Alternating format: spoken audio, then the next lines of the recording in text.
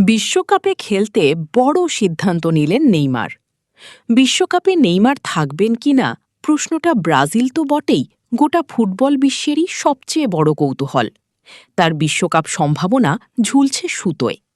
সম্ভাব্য শেষ বিশ্বকাপে খেলতে নেইমার নিজেও তার সামর্থ্যের শেষ বিন্দু দিয়ে চেষ্টা করছেন।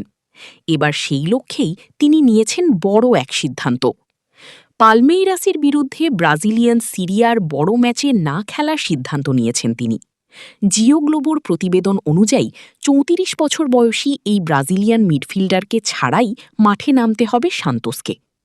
জানা গেছে নেইমার তীব্র শারীরিক ক্লান্তিতে ভুগছেন। এর পাশাপাশি পালমেইরাসের আলিয়াঞ্জ পার্কের কৃত্রিম মাঠ নিয়েও বড় শঙ্কা আছে। এই ধরনের মাঠে চোটের ঝুঁকি অনেক বেশি, তাই এই ম্যাচ না খেলার সিদ্ধান্ত নিয়েছেন তিনি।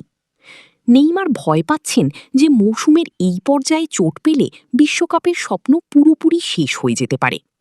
ব্রাজিল জাতীয় দলের কোচ কার্লো আনচেলত্তি এখনও বিশ্বকাপ দলে নেইমারকে রাখবেন কিনা সেই সিদ্ধান্ত চূড়ান্ত করেননি। তবে ৩৪ বছর বয়সী এই তারকা যুক্তরাষ্ট্রে অনুষ্ঠেয় বিশ্বকাপে যাওয়ার জন্য সব ধরনের সতর্কতা মেনে চলছেন। নেইমার ব্রাজিলের ইতিহাসে সর্বোচ্চ গোলদাতা। ৫ বারের বিশ্ব চ্যাম্পিয়নদের হয়ে তিনি করেছেন ৭৯ গোল।